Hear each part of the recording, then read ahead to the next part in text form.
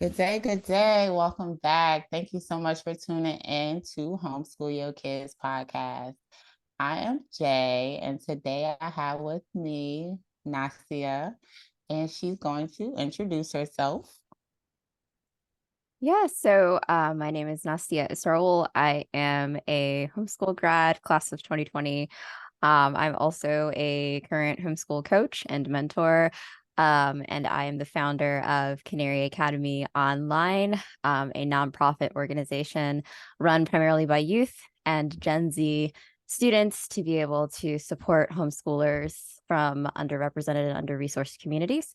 So that's pretty much my introduction there from me. Oh, you already know where I want to start. Homeschool grad. Didn't know it was 2020 homeschool grad. You are Yeah, fresh out here. Okay. So you have to walk us through that. How did you like it? it was amazing. In fact, the reason I started my nonprofit was based off of my positive experiences with being a homeschool graduate. I started the project while I was in high school. I loved the flexibility of being able to learn at my own pace. I was definitely a learner that was a little bit advanced for my age, and my mom saw that. And so she, started me off in a later grade. So I don't think I did preschool or kindergarten. I think she kind of blended it all into first grade. And I worked on that for a little bit. And then by the time I was in third grade, I was using like fifth grade vocabulary. And by the time that I was in middle school, I was already working on things at a high school level. And then that just kind of progressed until for 12th grade, I had practically finished all of my high school credits and was just purely doing dual enrollment college.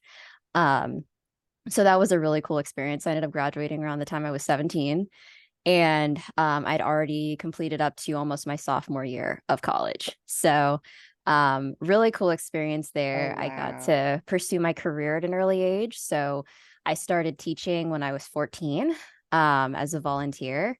And then I ended up becoming a tutor around 15 years old and have been in the education field ever since. So homeschooling definitely afforded me the opportunity to really get out there and do what I'd like to do for my career and what I feel is my calling and really pursue my interests. I'm a huge bookworm, so lots of my classes were centered around reading and going to museums and the types of things that I really enjoy doing. Some of our biggest, longest days of homeschool would just be hanging out at the library, because just books were surrounding me everywhere. It was the best days of school that time. So I really enjoyed being homeschooled. And I think a lot of that experience is what helped shape my character and the trajectory that I'm on now in social impact and entrepreneurship.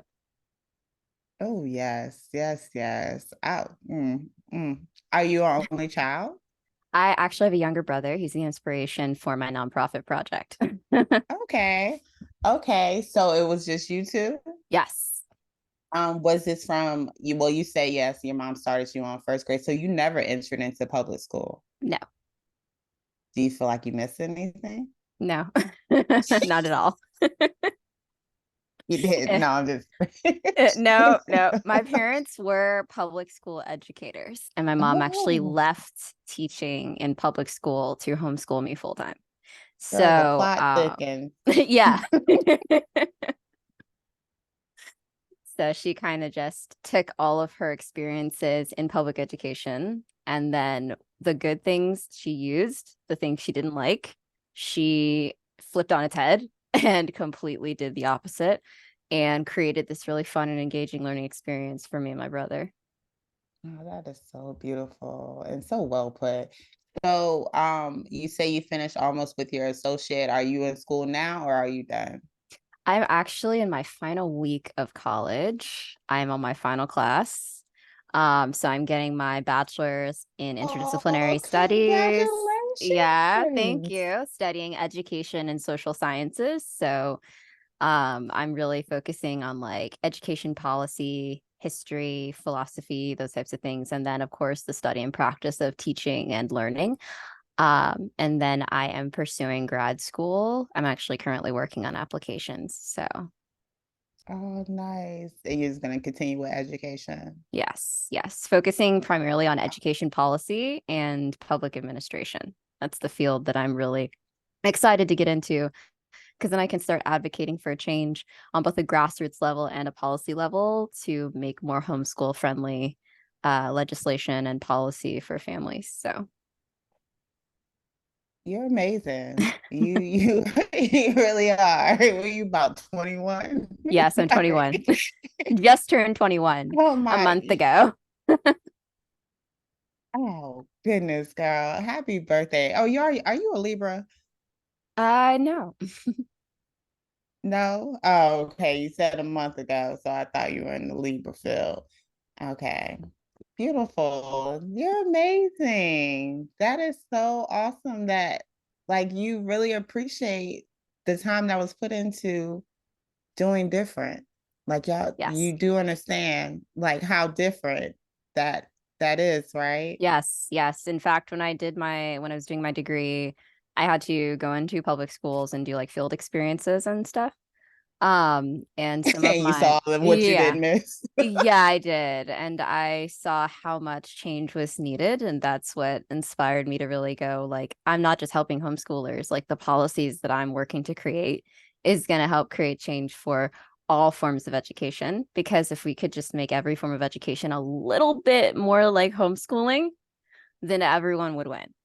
So On that's the kind of my goal. individual Exactly. aspect, right? Personalized education, differentiated instruction, having one-on-one supports when needed, being able to have gamification in the classroom where you're integrating technology and digital learning resources. There's so much out there to be able to use.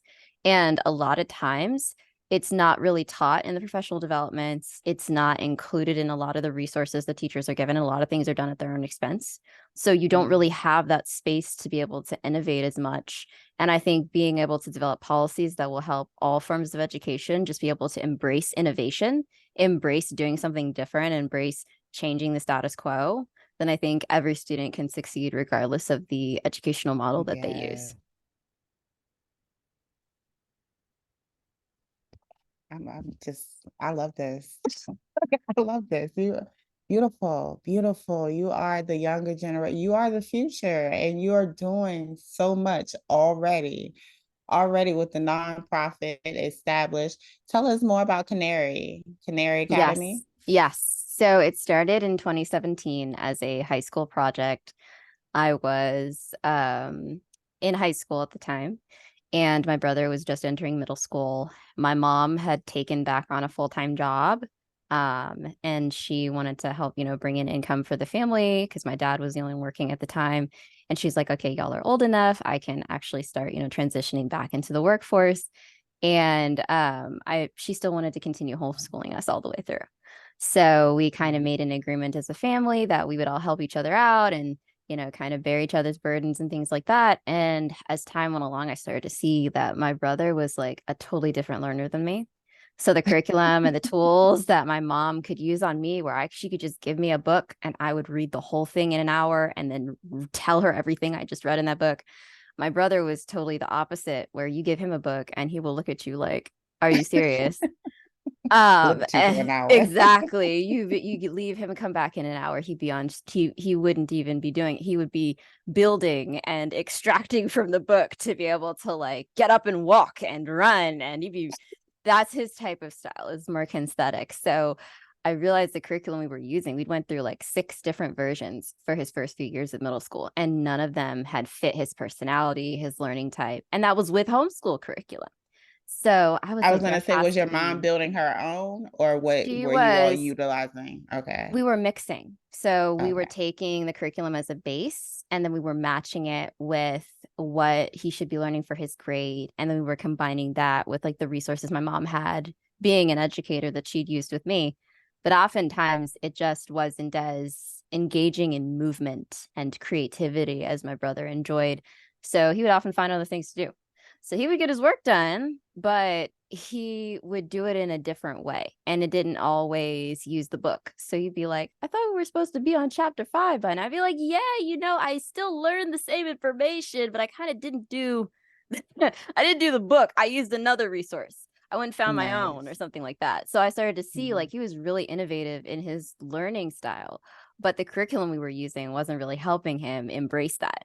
So I decided to build my own. and I had no previous experience with building curriculum, but I talked it over with my mom. She was like, if you want to be in education, you got to learn at some point. So like totally go for it. I give you full permission to like build whatever you want for him using the resources that we have, find new ones, and then we'll collaborate on building this interactive experience for my brother. So my mom and I sat down and we collaborated, and it was like me building a curriculum for my brother with her, which was totally new. And so I put together fun videos and I got into animation, and I started taking the content that was built in books and I would extract it and put it into a quiz game or a building project. Like we went from studying atoms in a book to he's building an atom model out of food, like cake Wow. pops and things like that. And we were doing that at the kitchen table and he loved it. So eventually he asked me to build more courses for him in the years going all the way up to 8th grade.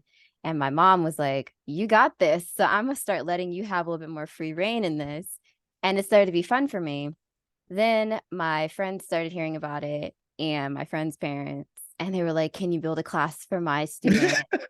And Oh. can you like build a course for like my child here? And then can you give me some tips on how to like make learning games for my child here? And I started realizing like this could be a viable business opportunity. But I'd kind of put it on the side because my whole goal was high school, college, then career. So I kind Mm, of was like, I'll put this on hold and then I'll finish it after I have my credentials, so I can really be like a thorough mm. educator. And then one day I get an email from my honor society. Shout out to the National Society of High School Scholars. They're like one of the few honor societies that are completely homeschool friendly. And they Okay. love homeschoolers for membership. And I had just recently got accepted into the organization. And they sent me this email saying, we're opening up a grant program for $10,000 for businesses in the social impact space that want to change the world. We're taking any idea, any type of program that you have. And I'm sitting there going, this would be great, but what business do I have?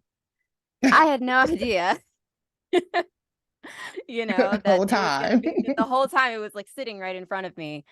So eventually I'm like sitting on it and I'm really thinking about it. And it's just brought back to my remembrance like, you have a business idea.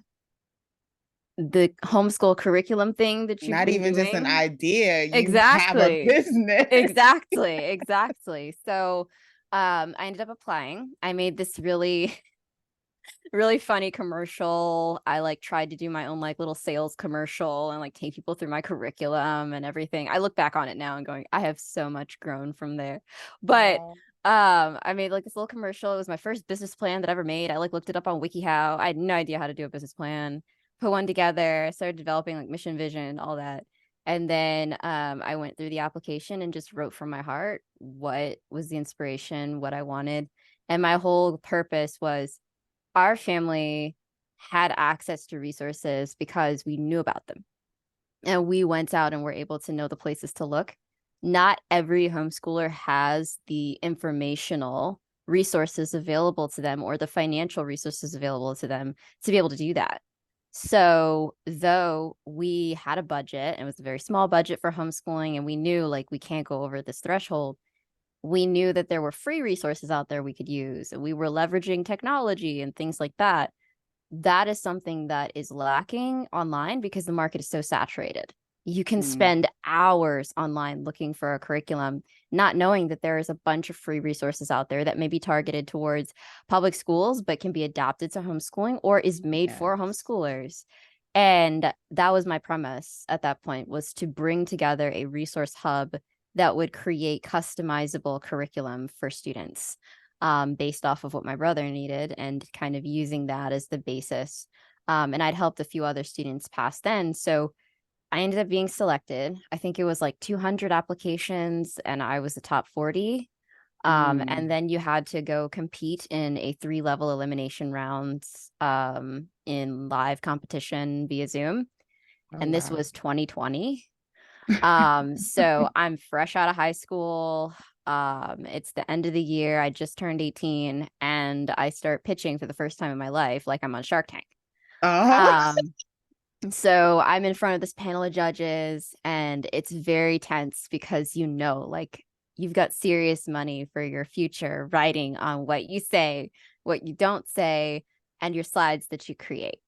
So I ended up pitching through level 1, breathe. Congratulations, you made it. Pitching through level Wow. 2, breathe. Congratulations, you were selected for the next round. And then I had to pitch in front of not only a panel of like 10 judges, but also the general public via Zoom. Mm. Anyone could come on and watch it and comment and everything. And I was like the top 20, I think, at that point. And so then I was selected in top 10 and received one of the grants announced live over Zoom that day. And it started the Nice. trajectory of the company I have now. We've pivoted a little since then. So we're not just a curriculum company. We've transitioned into being the one-stop shop, we call it, for homeschooling. Mhm. So we're a hub. We connect people with resources. We connect resources with people, because oftentimes you'll have these organizations that are up and coming that want to connect with the homeschool population, but they don't know how because it's not their background, but they know they have a resource that can make homeschooling more sustainable, more affordable. So we connect them with our homeschooling community that's growing, and we connect our homeschool community with resources. We also recently started an equity program where we provide free laptops, tablets, Wi-Fi hotspots, printers, books, and other school supplies in cute backpacks distributed to families across the US in time for the homeschooling start of the year. So that's called our Equity and Home Education Program. It's an annual program we've been running for about 2 to 3 years now. And that program has really become the flagship of our entire organization. And it really guides all the other programming that we do, because it is inspired by the fact that not every family has the same amount of resources to be able to homeschool. And if we can put everyone on the level playing field by meeting them where they are, by giving them a laptop, they may not have one, giving them internet when they may be slow, then that opens up a wider amount of resources, because we can't advocate for people to use digital curriculum and find all these cool things online to use when they don't even have the basic technology and hardware to be able to access it. So we started to see that we're addressing root cause instead of just the symptom. And so we Mm. started to really get into addressing the root causes of the barriers that homeschoolers face. And that's where we are now. So to date, we are on track to serve 1,000 families. We've grown from just 12 that we did when I pitched to nearly 1,000 families. We've been a 3-time VELA grant recipient, and recently received another prize in the policy field for the work that we're doing called Representation Matters, where we are doing a Mm. documentary on the lives of homeschoolers from African American communities, where we are focusing on the stories of underrepresented homeschool populations, especially in urban areas, and literally traveling around interviewing people. We're starting in my home city in the central Virginia area around Richmond, and we're expanding to places like Detroit and Texas in the upcoming year.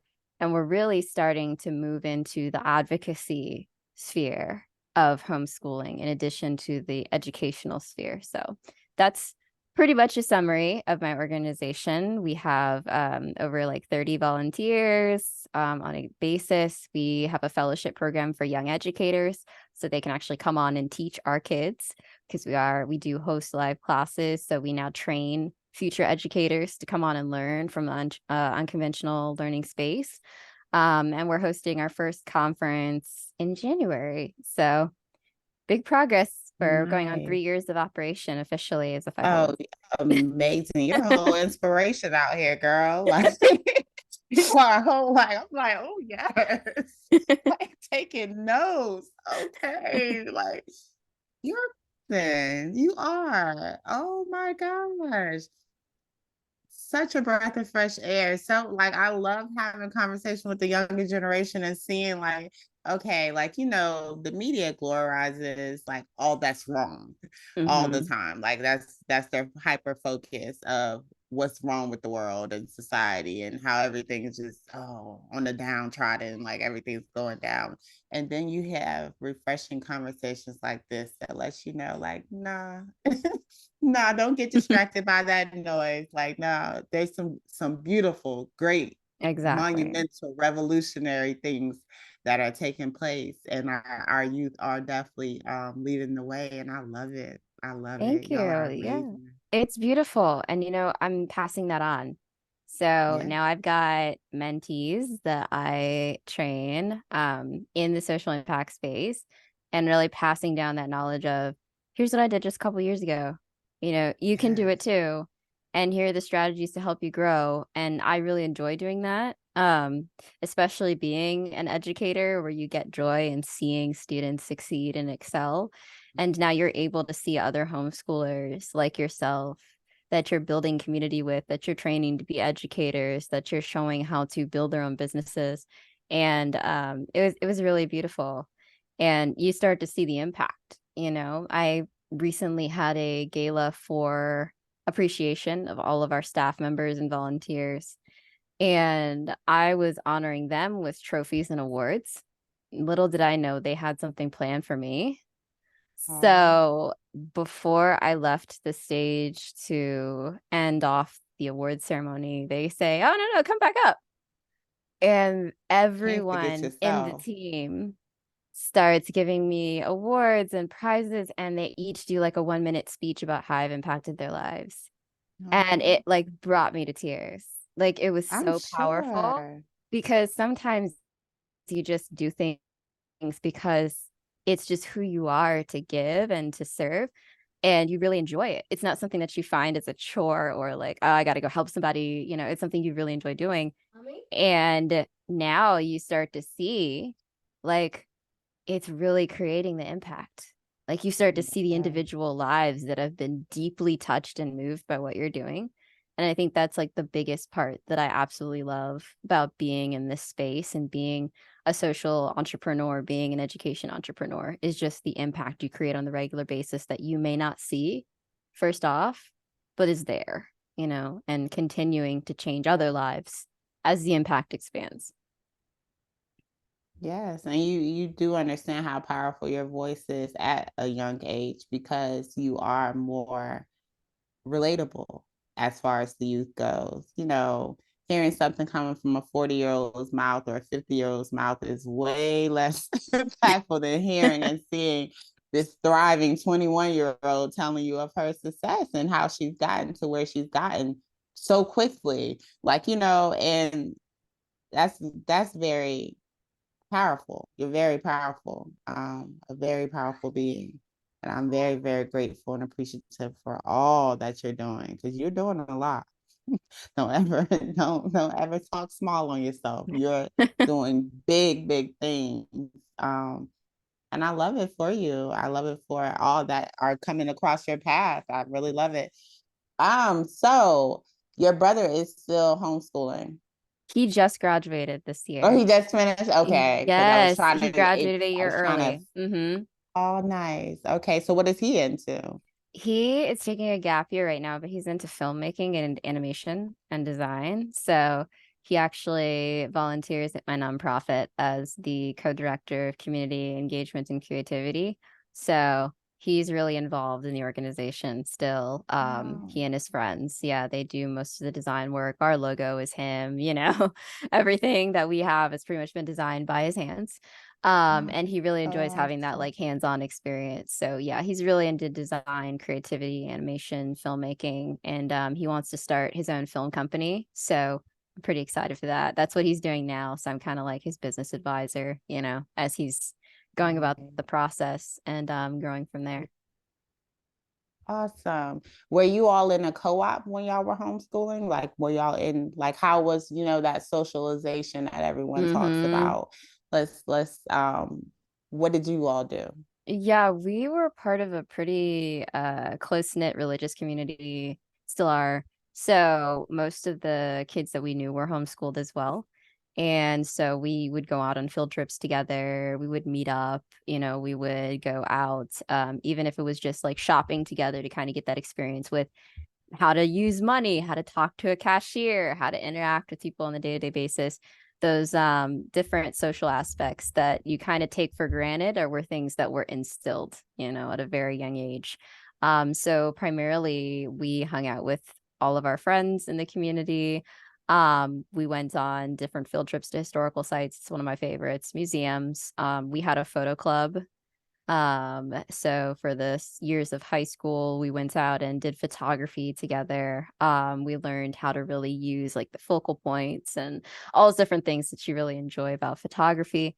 And so that's pretty much what we did. And then, of course, we had homeschool conventions that we went to. We got to meet all sorts of other homeschoolers from surrounding communities.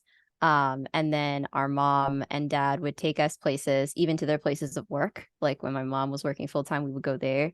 We would get to meet her colleagues. It was a really homeschool friendly space. So we could go in there and stay in there with her all day and watch her work, do our homework, interact with the other kids that were there during the day as their parents worked and things like that. So there's a lot of different experiences to be able to get like that social interaction aspect, and really get out there. And then, of course, as my brother and I started to get more entrepreneurial, we would go do workshops and I do speaking engagements and really, interacting with a broader audience, as well. So lots of different experiences to grow. Yeah.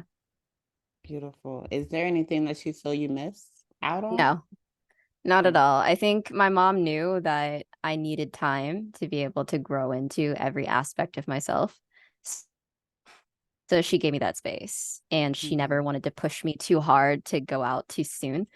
So she just let me have that space to really find like who I was and what I was supposed to be doing, what my career path was, and how I'm supposed to play a role in the larger society. So a lot of the things that we did, she's like, "Are Mm. you ready to go up to the cashier and, pay for things on your own and, tell people what you need? Are you ready to order your own food?" When I was younger, she would always, reassure me and show me how to do things. And I think that was a big part of helping me now is knowing like your limitations and how you're going to reach past those in due time as well. Nice.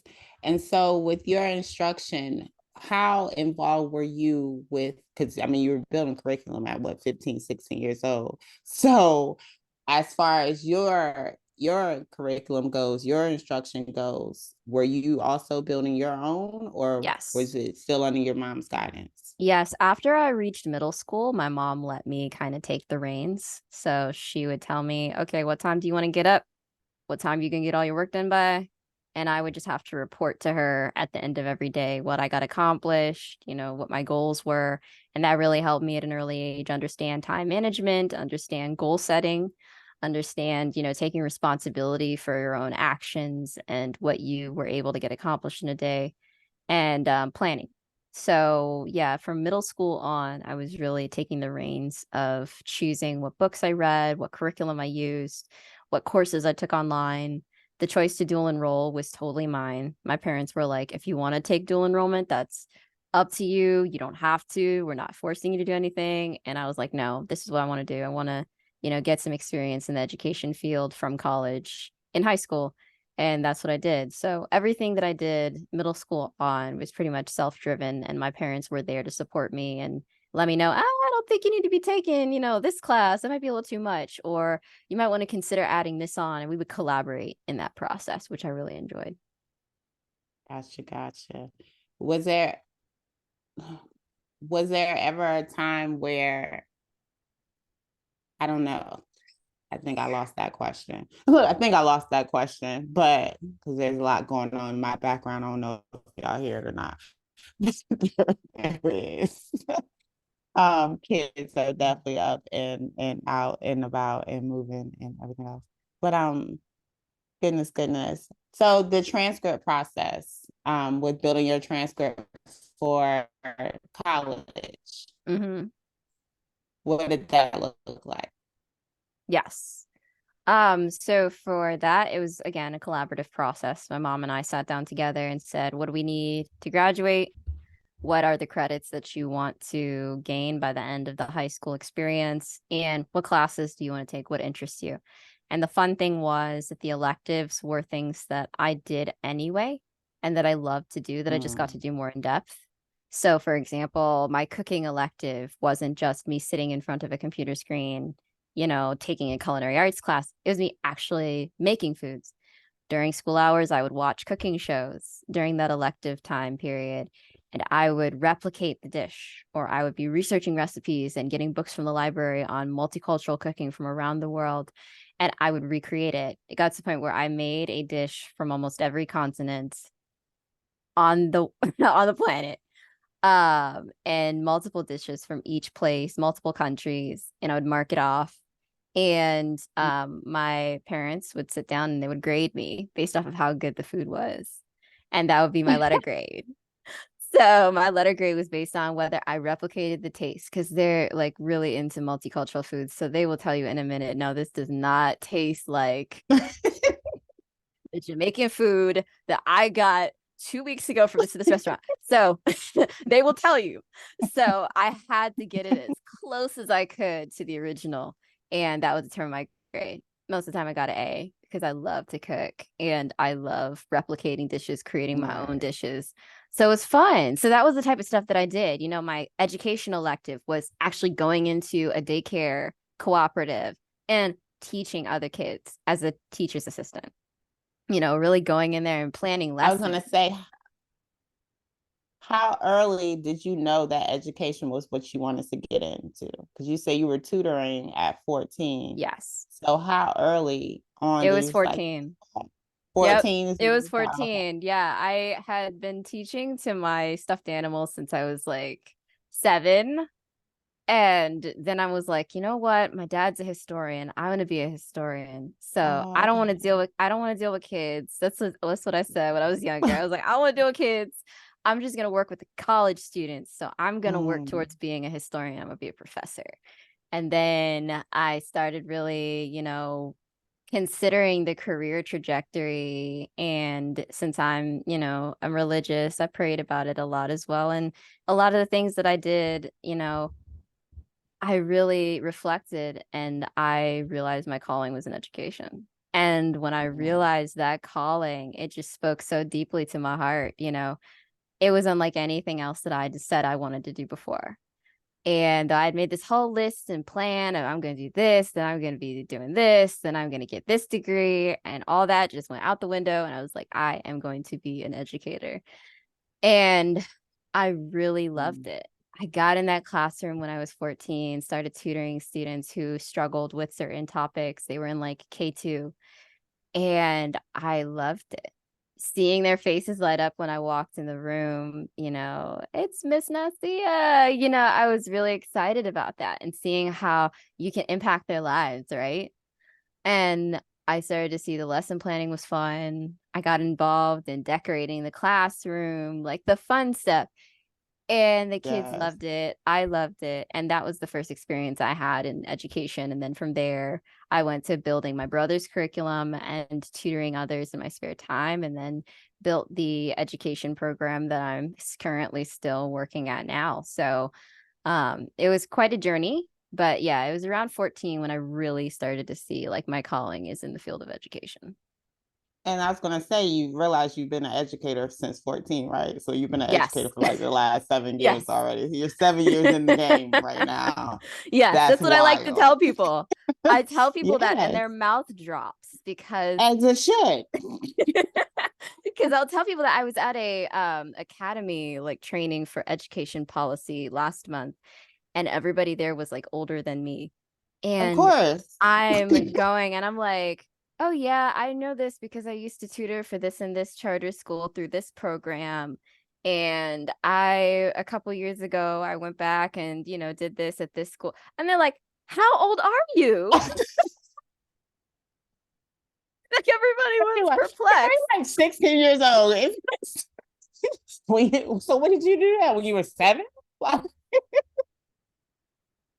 So it's funny, you know, seeing the reactions when I tell people that, because I do say that. I'm like, they're like, how many years of experience do you have? I'd be like, I have 6 to 7 years of experience. And they're like, how? Because you didn't wait. You didn't wait. I saw a post recently that said, ask your kid what they want to do when they grow up and have them do it now. And y'all did that. You did that. Y'all are doing that. And that's beautiful. Because one of my big things is there's no limits with any child's potential. I feel like especially I feel like everyone is little geniuses until they're told that they're not, or programmed to not be. But I feel like, we don't give our young people enough credit as to all that Exactly. they are able to do and what they do have inside of them.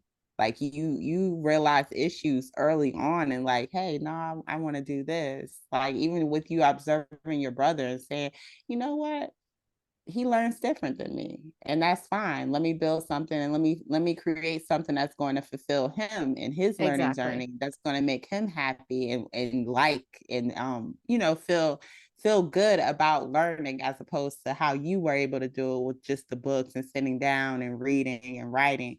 He needed more hands. Like, it's just you acknowledging that at 14, 13, like, oh my gosh, you're amazing, and that's beautiful. And I love your mom. Like I kind of want her, I want to have her on too, so I can talk about her and just, yeah, no, you definitely gonna have to connect me with your mom, because Yes, I will. she's got to talk and tell her version of all of this lovely get down, and how she was able to release control and let you and follow your lead, especially being a previous teacher herself, or in the in the classroom. And you say your dad's a historian, so he's Yes. more on a high school, a college level, Yes. and Yes, he he's is. still educating. He is not an administrator, but he's actually doing his own nonprofit as well now in history. Because you So inspired him. You he says inspired that. him. Nice. What do you think about micro schools? Because I could see you establishing a few of those. Yeah, it's actually one of my goals in the future is to make some in-person learning academies that use the Canary Academy curriculum and learning methodology and create in-person hubs for students. So I'd like to be able to do that. Creating an entire education network is my goal. Just being able to have a system of learning that transcends one style, one method, one strategy, and really embraces students' individuality and who they are and what they can do to reach their fullest potential. So Yes, yes. Because I feel like that's what it's all about, right? The individualized zation of it all. It's like if exactly. we didn't try to fit everybody into this one standard or one Exactly. program of learning, then everyone would be a lot more fulfilled in their purpose and what they Exactly. were sent here to do and create and be, freely, without someone telling them, no, don't focus on that, focus on this. Like, Exactly. The no, three don't think about R's. that. Right? You Yeah, know, we're reading, and writing, arithmetic. arithmetic. Exactly. Yeah. Exactly. And, that was something that was never, pushed over anything else. It was pushed at the same level. And that's something Mm. that I enjoyed about the way my parents did homeschool is they didn't say, you better learn this math, this English, and this writing, and that's it. And I don't want to hear nothing else until you get this done. They were more like, this all connects, and Mm. whatever you want to do in life, you got to know these things. Yeah. And that was instilled in me because I remember I was such a smart aleck when I was younger. I would ask my mom, why do I have to learn this? She would be teaching me English, as it was called. And it wasn't ELA back then, it was English. And I was like, why do I need to learn English if I already know how to talk? That was my type of questioning back in the day Oh, I because I can didn't see imagine. how it connected, as she really sat down and explained to me, like, writing and English, these are things you need in order to go into life. And it's not something you ever stop learning. You don't just reach a point where I've finished learning English, I'm done, I'm over. It's a continuous learning journey, and you got to keep improving it or you'll lose it. You don't use it, you lose it. Yeah. So that was something that was instilled in me from a very young age is you never stop learning, and you can't question why do I have to continue learning this, because every time you learn something new, you're bettering yourself and you're making it easier for you to be able to grow and excel in the things you want to do. So Yeah. Yes. I was gonna say, do you ever really fully learn anything, any subject? Like, is there ever a cap on anything that you learn? no. It's always, and it's wild that people do get to 18 and just cut it all off, like, oh, I'm Mm-hmm. done, I graduated. Like, I'm just gonna go out here and conquer the world now with whatever I gained in those 12 years of public education. So it's really important, and that's something else that we definitely advocate for: life learners, Mm-hmm. creating life learners, having kids fall into the idea of falling in love with the idea of learning and gathering more information within themselves. But it also has to be something that they want to learn about, right? Exactly. Yeah. Exactly. So I'm I'm excited for what's to come in the future. I recently started a new venture, two actually, but one is going to focus on mentoring for entrepreneurs. So now I'm moving into the space of I've had enough experience with building out an education model and getting grants that I can actually start teaching those strategies to others. So now I'm moving into a coach position Right. where I'm starting to, mentor people and start that business to be able to show people how to build education nonprofits. And then I'm starting another venture that's going to focus on supporting the growth once they become edupreneurs and creating programs that are going to help increase knowledge because I always continue that whole thing about being lifelong learners.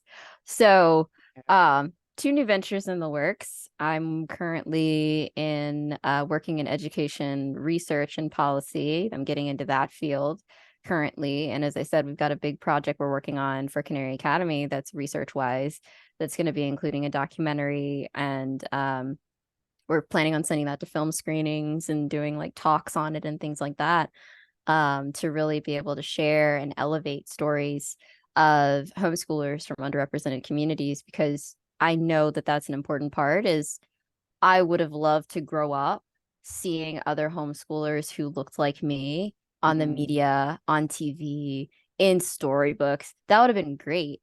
So now we're attempting to do that, right? Where we're creating those mediums for families to share their stories. Because one thing I always say, even in working in the field of advocacy and policy, if you don't know the people who you're trying to help and you don't know their stories, you won't be able to connect with why it's a problem and why you need to solve it.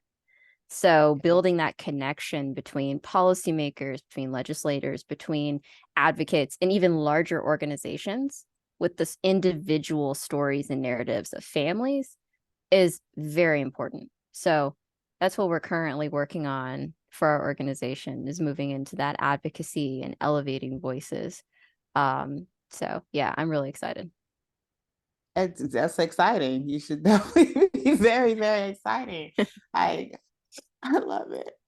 Like, I'm gonna be reflecting on this all day. Like, this is amazing. You are amazing. You are just a light, a whole light. And I really, really appreciate you. What's three things that you would tell homeschool families? Like, well, give me three things that you would want families who are entering into homeschooling to know. Yes. Number one, never feel bad because your homeschool routine doesn't look like public school. Because I think Mm, that's one thing that, especially as I'm mentoring parents, they'll be like, "Well, my son isn't in school for 8 hours a day. I don't know if he's getting enough education, or he's not sitting down doing his homework long enough, or we haven't gotten in all the subjects today, so I feel kind of bad, like we didn't make progress." And I'm like, "No, no, no, you don't think of it that way. Like homeschooling is flexible. It's meant to be the alternative, not a substitute, right? It's an ideal that children learn at their own pace in their own way. They're all unique. You can't fit them into one box.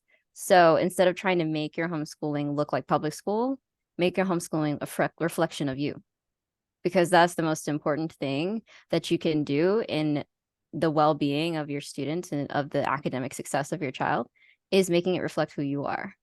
What are your ideals? What are your values? What are the things you value most and that your child values most about education?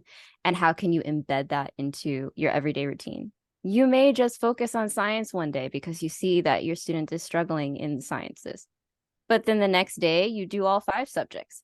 The next day, you just do English. That's totally up to you. So never pressure yourself to try and match the patterns of learning that are in public schools, because you don't have to. And you can have the same outcome and results doing 4 hours of school as you can in 8 hours of school. And I've witnessed that. My average school day was 3 to 4 hours, if that. I was going to ask that. Yes.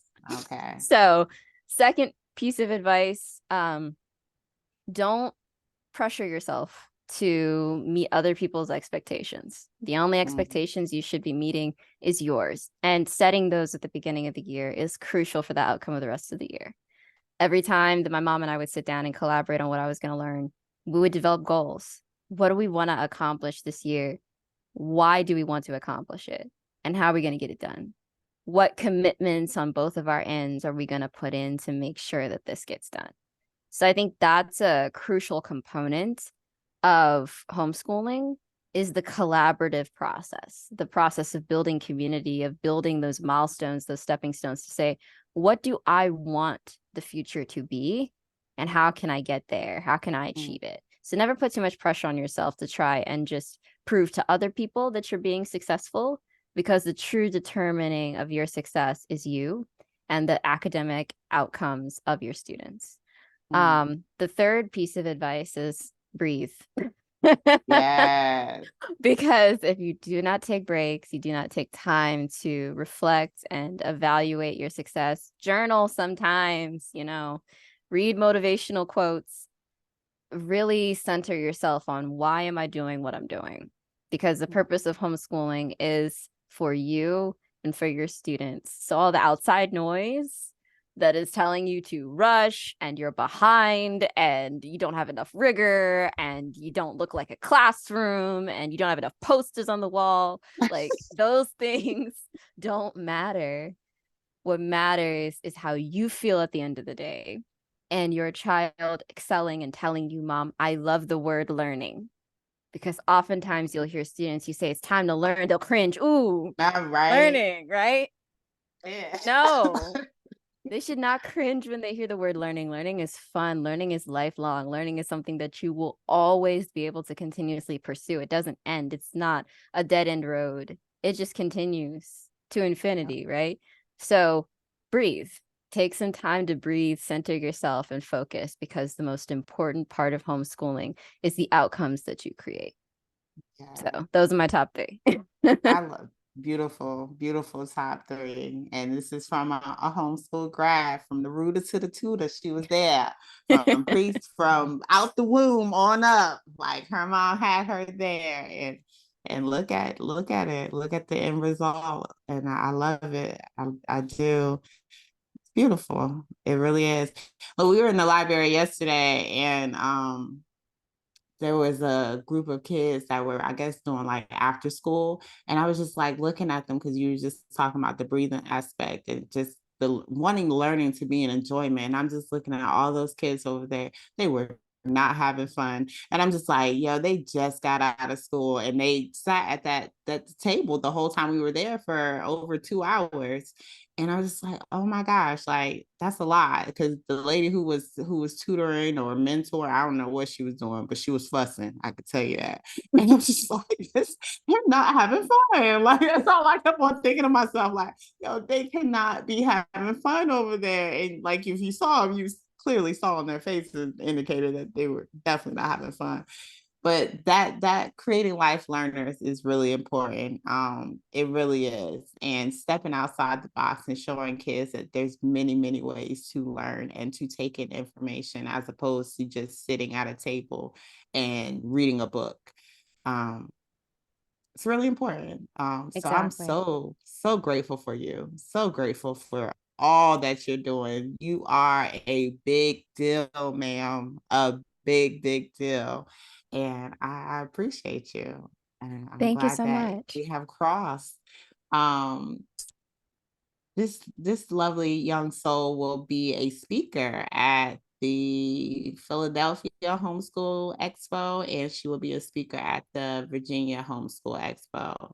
And I'm very grateful and appreciative and excited to have you. I kind of want to do a panel of homeschool grads, because you're who parents want to talk to. You really are. Like parents want to know, like, because they think, I don't want to mess up my kid. That's what I get all the time. I hear that a lot. I don't want to mess up my kid. I'm like, you're not. I promise you're not. You're not. No worse than what the system's gonna mess them up. So please bet on yourself. I promise yours is gonna pan out a lot better. So I'm so grateful that you're using your voice in the manner that you are. Thank you, thank you. Where can we find Canary Academy? Yes, so we have a website, www.canaryacademyonline.org. And that's where you'll be able to find a lot of our resources, content, and even sign up for our online community where we have live courses and tutoring and community connections and events happening all year round, from coding to slime making to all sorts of other cool virtual activities for kids and parents. So you'll be able to find all that there. And you can even contact me from the website as well to set up coaching calls and just get some advice, or to hear from me as well from there. So yeah, social media. we are not on any social medias as of now. What? Yeah, Look all of our at growth you. has been completely grassroots and natural. I love that. Look, everyone's fear mongering me on social media. Like, oh, you got a business, don't you? You got to do it. You got to do it. I'm like, oh, do I Nope. really? Nope. Oh, Nasiyah said I don't. Okay, he said I don't. That's what I'm gonna start referencing. Yeah, no, Nasiyah said I don't, and she's doing a lot. Okay, so I don't know. I may need to listen to her.